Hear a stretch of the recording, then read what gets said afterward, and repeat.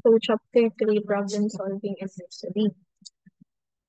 So, pag sinabi nating inductive reasoning, this type of reasoning forms an conclusion based on the examination of specific example or what we call inductive reasoning. So, yung conclusion na form dito is by conjecture since pwede siyang hindi maging tama.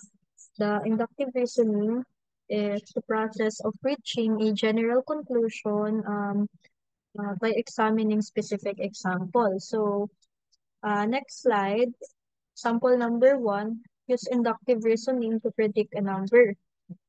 So, sa letter A, meron tayong 3, 6, 9, 12, and 15. Then, for letter B, meron tayong 1, 3, 6, 10, and 15. So in this example, you are asked to use inductive reasoning to predict the next number in the sequence. So sa part ng A, yung sa 3, 6, 9, 12, 15, so this sequence is increasing by 3 each time. So the next number in the sequence would be 18. Kasi 15 plus 3 would be equals to 18. So for part B, the 1, 3, 6, 10, and 15. So this sequence follows a pattern of increasing by 2, 3, 4, 5, and etc. So the next number in the sequence would be 21 because yung next sa 5 would be 6. So i-increase siya ng 6. So 15 plus 6 would be 21. Thus the prediction for the next numbers are 18 for sequence A and 21 for sequence B. So another example using inductive reasoning to make conjecture. So consider the following procedure. Pick a number, multiply the number by 8, then add natin yung 6 to the product. Then after nun, i-divide natin yung sum by 2 and subtract by 3. Then complete the above procedure for several numbers.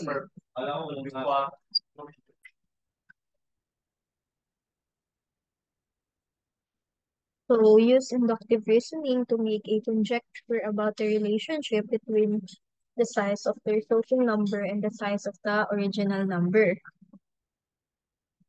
So let's test the procedure with few different numbers. So for 1, start with 5. So let's multiply by 8. 5 times 8 would be 40. Then now let's add 6. So 40 plus 6 is equals to 46. So divide natin by 2. 46 divided by 2 is equals to 23. Then subtract 3. So 23 minus 3 would be 20. So kapag sa number 2 naman, if mag-start tayo sa number 10, multiply natin yung 8 sa 10. So, yung answer will be 80. So, i-add natin yung 6, magiging 86. Then, i-divided by 2, magiging 86 divided by 2 would be 43. So, let's subtract 3. So, 43 minus 3, magiging 40. So, another one, ito yung number 3. So, mag-start naman tayo sa negative 2. So, multiply natin by 8, negative 2 times 8 in negative 16. So, let's add 6 to negative 16, magiging negative 10. Then, let's divide by 2. Negative 10 divided by 2, magiging negative 5. So, subtract natin yung 3 sa negative 5. The answer would be negative 8. So, as observation, in each case, the resulting number is 4 times the original number. So, kung ma-observe natin, yung pinaka naging sum dito sa first, diba, 5 tayo nag-start, yung resulting number niya is 4 times the original number. So, kung ang original number natin is 5, 5 times 4 is equals to 20. So, yung final answer natin or yung resulting number natin is equals to 20. Ngayon naman, kung ang starting number natin is 10, 10 times 4. So, yung magiging resulting number is equivalent to 40. So, di ba, 4 times the original number. So, 10 times 4 is also 40. Next is negative 2. So, ang resulting number naman is ng negative 2 is negative 8. So, ito, pareho namang negative 8. So, for conjecture, for any number, following this procedure will always result in number that is 4 times the original number. So, for algebraic proof, let x be the original number, then let's follow the procedure. So, una, i-multiply natin yung number. Then, after is mag-a-add tayo ng 6. Then, after nun, yung magiging sagot, i-divide natin sa 2. And last step is magma-minus 3. So, therefore, the resulting number is indeed 4 times the original number, confirming our conjecture. So, next is, we have here the length of pendulum in units, and we also have here period of pendulum in heartbeats. So, for sa unit 1, sa una, 1 pa rin. Sa 4, magiging 2. Sa 9, magiging 3. Sa 16, magiging 4. Sa 25, magiging 5. 36, magiging 6. So, the period of pendulum in this is the time wherein it takes for pendulum to swing from left to right and back to its original position. So, example number 3, by using inductive reasoning pa rin, to solve the application.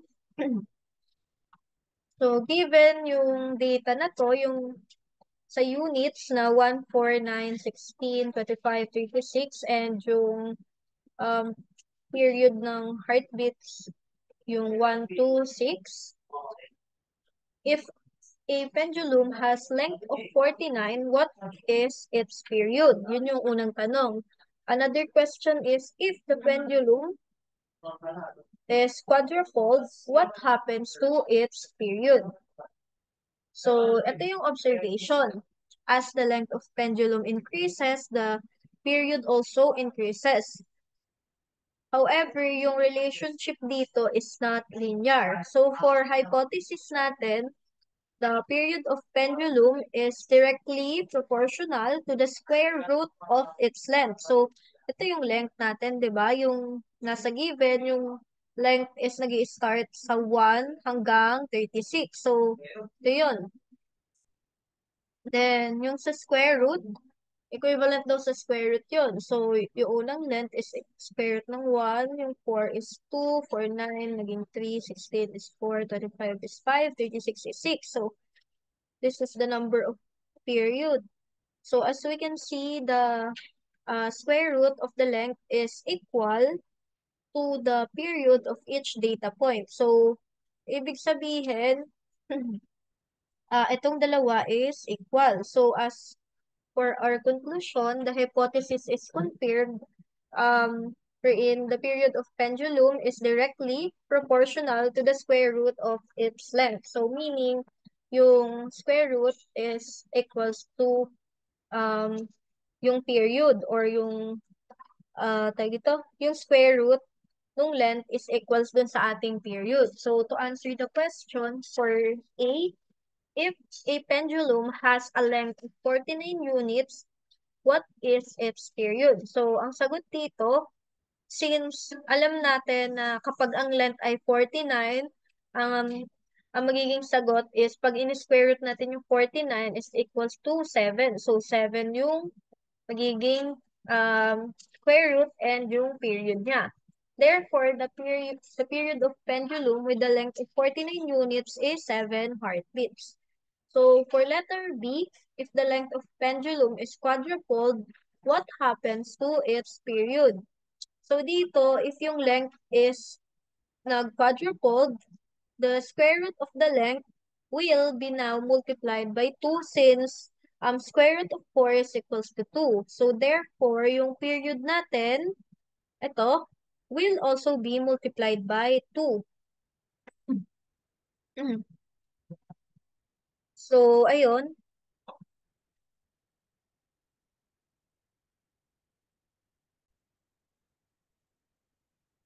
So, in conclusion, if the length of pendulum is quadrupled, its period will also be doubled or multiply by 2.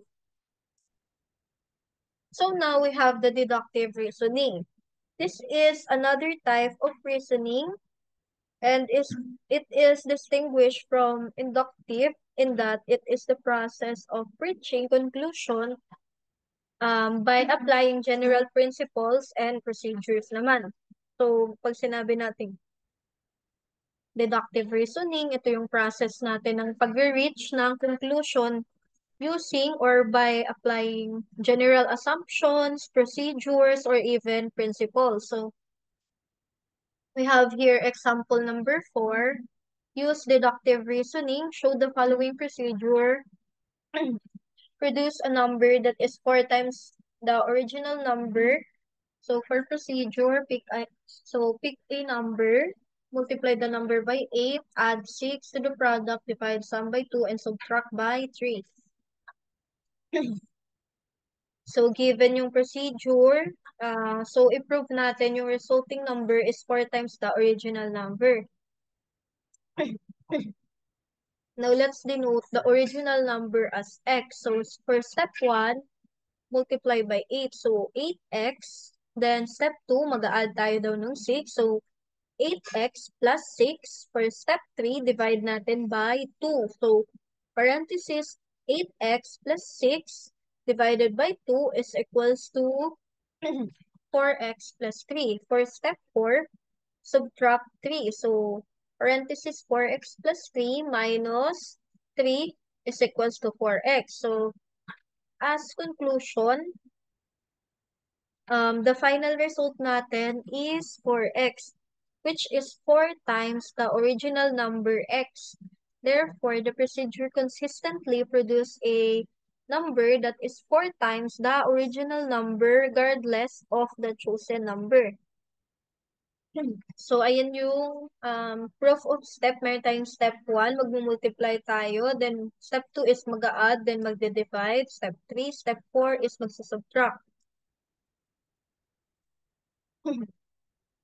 Ngayon, i-identify natin kung inductive reasoning or deductive reasoning. For example, number 5, determine the types of reasoning. Determine whether each of the following arguments is an example of inductive or deductive reasoning.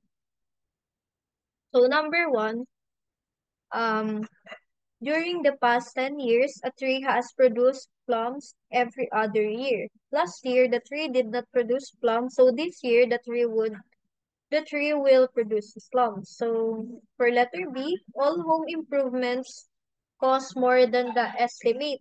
The contractor estimated that my home improvement will cost 35,000. Thus, my home improvement will cost more than 35,000. So, answer natin yan using inductive or deductive reasoning. So, for argument A, yung nauna, sa observation, the tree has produced plums every other year for 10 years. So, as a conclusion, this year, the tree will still produce plums. So, yung type ng reasoning na ginamit natin dito is inductive because this argument is based on the past observations and makes a prediction about the future. So, dahil gumamit tayo ng prediction about the future and meron din tayong connection in terms sa past observation, this is classified as inductive reasoning. So, for letter B, or argument B, sa general rule, all home improvements cost more than the estimate. So, ito yung general rule. So, for specific case naman, dun sa given the contractor estimated 35,000. So as our conclusion, the home improvement will cost more than 35,000. So ngayon, this type of reasoning is deductive because this argument applies a general rule to a specific situation to reach a conclusion. So, pag sinabi nating deductive reasoning, we applies general rule for a specific situation. While pag sinabi naman nating inductive, yung argument is based dun sa prediction and observation. So, yun yung difference silang dalawa. So, ito.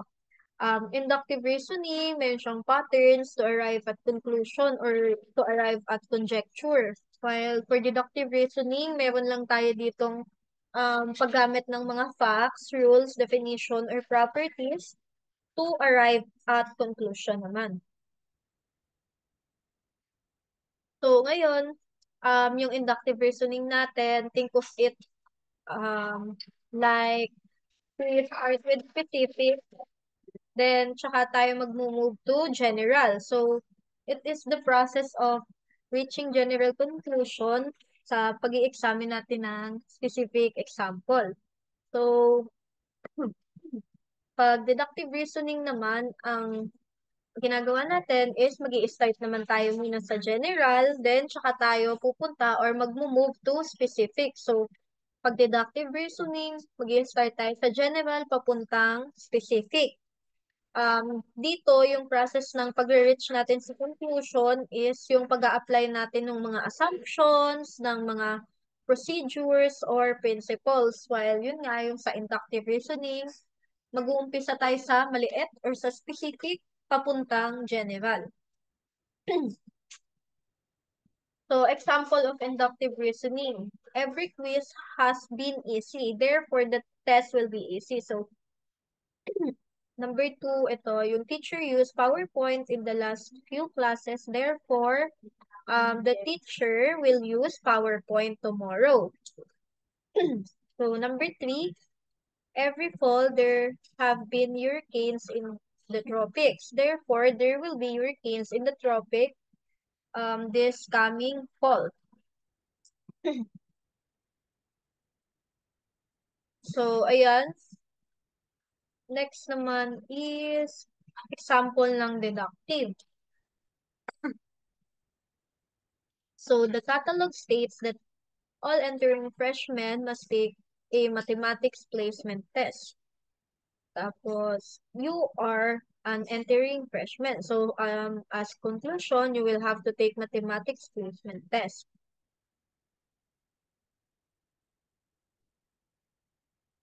So, what is the measure of angle x? So, triangle sum property, the sum of all the angles of any triangle is always 180 degrees. Therefore, angle x is equals to 30 degrees. So, ito, 90% of humans are right-handed. Joe is human, therefore Joe is right-handed. So, this is example of deductive reasoning. So, example for inductive reasoning, you are a good student, you get all A's, therefore your friend must get all A's too. So, inductive reasoning siya. So, another example for deductive reasoning, all oranges are fruit, all fruits grow on tree, therefore all oranges grows on tree. Kaya deductive siya.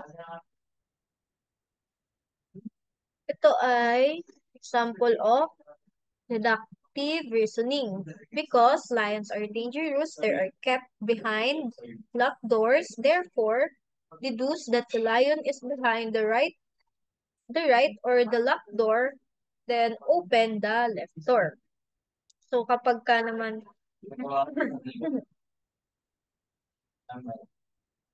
ito, yung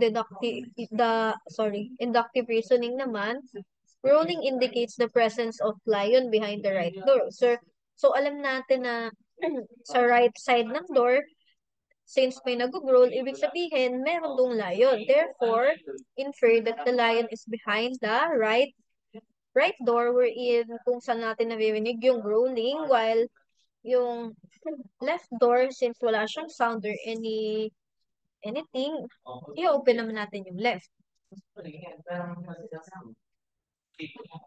So, determine whether each conclusion is based on inductive or deductive.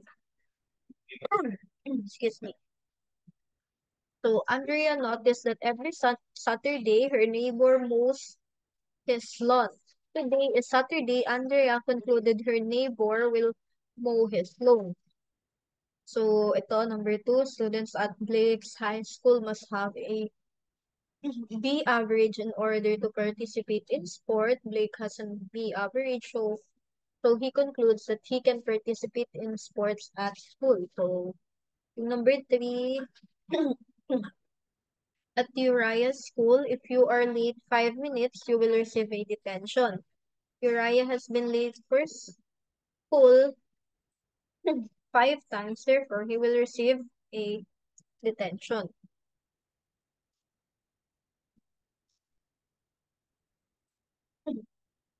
So, yung argument 1 natin, yung observation, since Andrea has noticed his neighbor mows his lawn every Saturday in the past, yung conclusion ni Andrea, today which is Saturday, her neighbor will mow his lawn.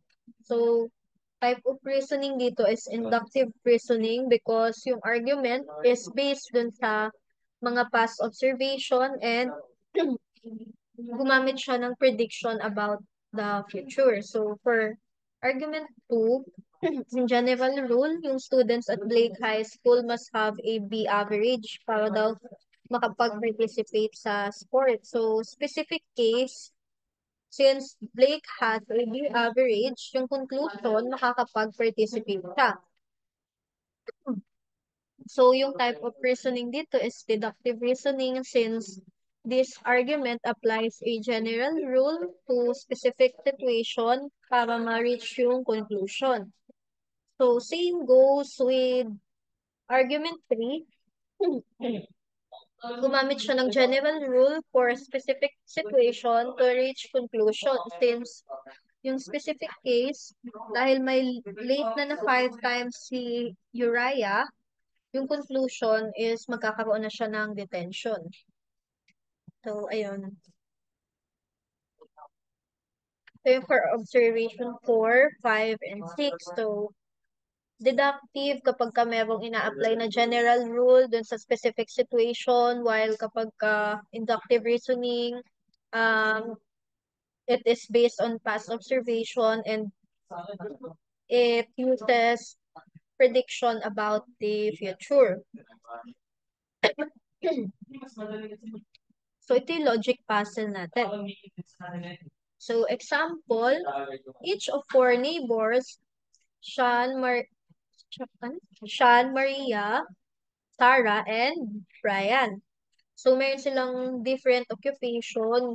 May editor, may banker, may chef, and may dentist. So, using the following clue, determine natin kung ano yung occupation ng um, neighbor nila. So, ito yung mga condition. So, Maria gets home from work after the banker but not before the dentist. So, alam natin na si Maria, hindi siya banker and hindi rin siya dentist. So, it's either siya yung editor or yung chef. Sarah, who is the last to get home from work, is not the editor. So, si Sarah, hindi siya editor. So, si Sarah pwede siyang maging banker, chef, or dentist. Sa number 3, the dentist and Sarah leave for work at the same time. Since hindi na rin pwede si Sarah maging editor and maging dentist dahil sabay sila ng dentist lumalabas. So, it's either banker or chef si Sarah. Now, the banker lives next door to Brian. So, since alam natin si Brian, hindi na siya pwedeng maging banker kasi kapitbahay niya yung banker. So, pwede siya maging editor, chef, or dentist. So, So, considering these deductions, we can make the following logic conclusion. Kasi, since um, si Tara, siya yung magiging banker, kasi yun na lang yung options na para sa kanya. So, yung dentist, siya yung magiging chef. So, bale dito, wait lang. Ito, next slide. I-fill natin yung table. So, si Sarah, siya yung banker. Then si Brian, so, Brian, kasama niya yung banker. So, si Brian ay dentist. So, now, si Sean and Maria na lang. So, since si Sarah yung banker and si Brian yung dentist, yung option na lang for Sean and Maria are editor and chef. So, given that Sarah is the banker, it's likely na si Sean yung magiging editor natin based dun sa information given. While si Maria, since yung last option naman is yung pagiging chef, siya na yung um, nandito sa chef. So now, ayun na. Si Sarah banker, to si Brian yung dentist, si Maria na yung chef, then si Sean yung editor.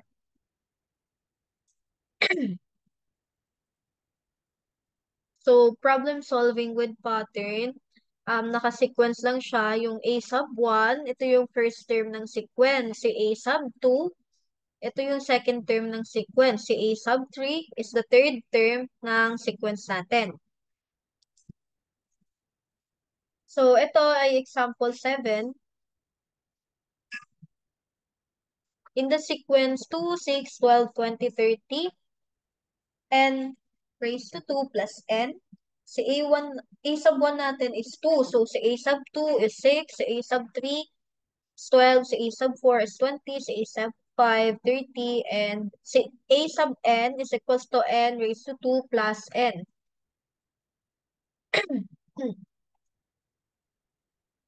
So, ito yung, ano daw yung magiging next term and what formula or rule can be used to generate this term. Now, yung sequence is 2, 5, 8, 11, 14. Then, yung difference, 2 minus 5, 3. So, yung difference ng 5 and 8 is also 3. 8 and 11 is 3. 14 minus 11 is also 3. So, yun yung difference. Ngayon, ito naman yung following table, yung difference table for sequence 5, 14, 27, 44, and 65. So, yung sequence is ito, yung nabanggit, 5, 14, 27, 44 to 65. So, yung unang difference is 9. Then, 14 minus 27 is 13. Tapos, 27 minus 44, 17. 65 minus 44 is 21. Then, ano yung second difference daw? So, yung first difference, minus natin. So, 9 minus 13, 4. 13 minus 17 is also 4. 21 minus 17 is also 4.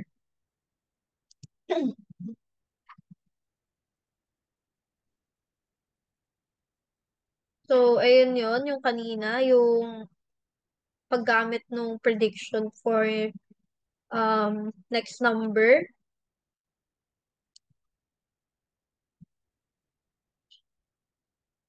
Ito yung deductive reasoning, yung detailed explanation. Oh. Now, punta tayo sa problem-solving strategies. According to the father of problem-solving, si George Polya, which which was a Hungarian mathematician, he made fundamental contribution to combinatorics, number theory, yung numerical analysis, and probability theory. So, nung 1945, si George Polya, pinublish na yung book niya na How to Solve It, yung title, which quickly became his most prized publication. Dun sa book na yun, in-identify niya yung four basic principles ng problem solving. So, yung una sa mga principle is yung understand the problem. So, ito yung mga questions na makaka-help to understand the problem. So, yung pangalawa is yung pag-devise ng plan. So, there are many reasonable ways to solve problems. So, nandito, this is best learned by solving many problems. You will find and choose a strategy increasingly easy to difficult. So, ayan. Number three is yung pag-carry out daw ng plan. So, in this step, usually easier than dun sa devising the plan. So, in general, dito is kailangan natin ng care and patience. Since given that meron tayo nung skill, kailangan natin maging persistent sa pag-carry out nung plan na napili natin. Then yung last is look back or review the solution. So doing this will enable you to predict what strategy to use to solve the future problem. So ito yung 9 problem solving strategy. Then, ito yung problem-solving strategy natin. Pwedeng guess and check, look for a pattern, yung make an orderly list. Pwede rin tayo mag-draw ng picture, eliminate all possibilities, solve a simpler problem using symmetry, by using model, consider special cases. Pwede rin yung pag-work backwards, direct reasoning, or by using formula. And lastly is to solve an equation. So, meron tayo ditong tatlong example. So, start tayo sa problem 1. Baseball team wins and loses. So, understand daw muna natin yung problem. So, we need to find a number of different orders. So, in which the baseball team can have 2 wins and 2 lose sa 4 games. So, yung solution dito is yung pagkakombine natin ng problem. Una, we need to find the number of ways para makapili tayo ng 2 games out of 4 na ipapanalo. Ay, wait lang.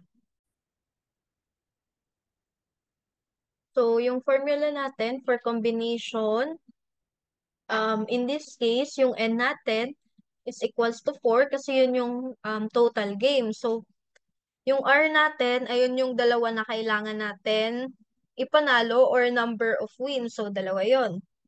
So, C parenthesis 4. Yung 4 is a total game while yung 2, ayun yung number of wins, is equals to 4. So, pagka sinubstitute natin, magiging parenthesis 2, parenthesis 4 minus 2 is equals to 24 over 4. So, magiging 6. So, therefore, meron tayong 6 different orders in which the baseball team could have 2 wins and 2 loss. So, ito naman yung teenager's age. So, dito, sa understanding the problem, kailangan muna nating hanapin yung mga age nung tatlong teenager na magkakaroon ng product of 4,590. Tapos, kung ano yung mga age nila. So, we can start by prime factoring. So, yung 4,590 is equals to 2 times 3 times 3 times 5 times 17. So, now we need to group these factors sa tatlong group na nagre-represent dun sa age nila. Since the ages are different or magkakaiba naman, we can have any repeated factors within the group. So, magkakaroon tayo ng tatlong group. Since yung pag prime factor natin, meron tayong 2, 3, 5, and 17. Sa group 1, doon mapupunta yung 2 and 3. So, 2 times 3 is equals to 6. So, yun na yung sa group 1. So, for group 2, ito naman, yung 3 and 5. So, 3 multiply natin siya sa 5, magiging 15. So, yun yung group 2. Then, last is yung group 3. Since wala namang imumultiply sa kanya, so, 17. Therefore, the age of the teenagers could be 6, 15, and 17. So, yan yung edad nung tatlong teenagers. So, last naman ay yung ito, yung problem number 3 natin, Mang Tomas, goats, and ducks. So, para maintindihan natin yung problem dito, alam natin na ilist muna natin lahat ng facts. So, alam natin si Mang Tomas, meron siyang parehong goats and ducks. So, yung counting heads will be 39. Tapos, yung sa legs naman is 110. So, ngayon, ang kailangan natin is hanapin natin kung ilan yung goats and kung ilan yung ducks na meron siya. So, yung solution, let's use the number of goats. I-represent natin siya using G. And yung sa ducks naman, since letter D yung starting letter, gawin na lang natin D yung number of ducks. So, meron tayong two equation based dun sa given information. So, G stands for goats and D stands for ducks. So, counting heads natin daw ay equal to 39. While sa legs naman, since yung goat merong 4, meron, 'di ba, ang goat ay meron silang 4 na legs. So, 4G plus sa ducks, meron tayong dalawang legs. So, 2D. So, we can solve now these equations. Pagka pinagsama natin, imumultiply natin yung first equation by 2. So, ito yun. So, 2G or 2 goat is equals to 32. Then, ano natin siya, isusubtract natin dun sa second equation. We will now get G is equals to 16. Tapos, isa-substitute natin yung G equals 16. Ito yung kakalabasan dun sa ating first equation, which is yung 16 plus D, magiging equal siya sa 39. So, yung D natin is 23.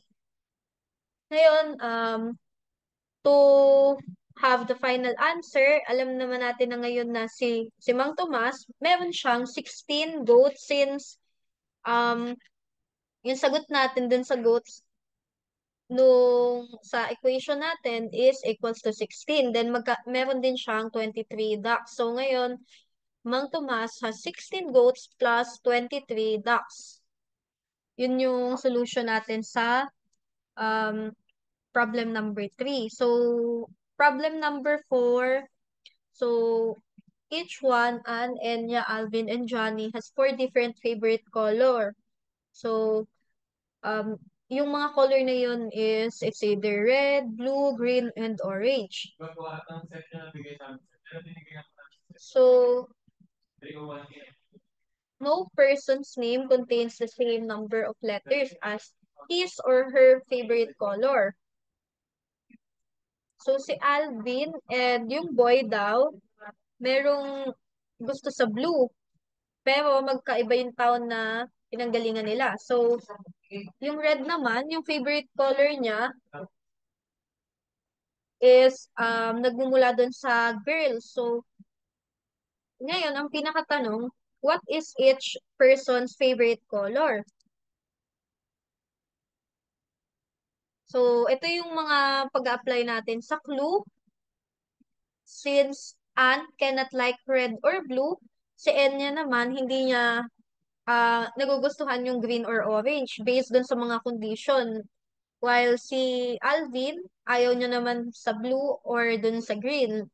While si Johnny, ayaw niya ng red or orange. So, simplify natin si Alvin and the boy who likes blue.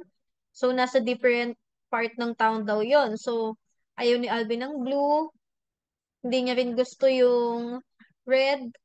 Then, yung last option para sa kanya, yung magugustuhan niya na lang na color is, ay, sorry, yung magugustuhan niya na lang na color is red kasi ayaw niya ng blue and ayaw niya ng green. Tapos, si Anne or Enya likes red. So, since si Alvin, red na yung una niya napili, ang kapareho niya dito is si Anne. So, i-deduction na natin. So, parehong gusto ni Anne and ni Alvin yung red. Si Enya, ayaw niya ng green or orange kasi based dun sa condition, ayaw niya nung ah, length nung nung item. So, it's either si Enya is gusto niya blue or green. While si Johnny naman, um, based dun sa unang condition, ayaw niya ng red or orange. So, ang pwedeng ma maging gusto lang ni Johnny is yung green. So, therefore, si Anne, given na gusto niya talaga yung red, from first condition, second condition, until dun sa conclusion, so red yung kay Anne. Si Enya is color blue, si Alvin red din, while si Johnny, since ayaw niya ng ibang color, except sa green, green yung favorite niyang color dito. So, ayun, um, yun yung solution dito sa last na problem.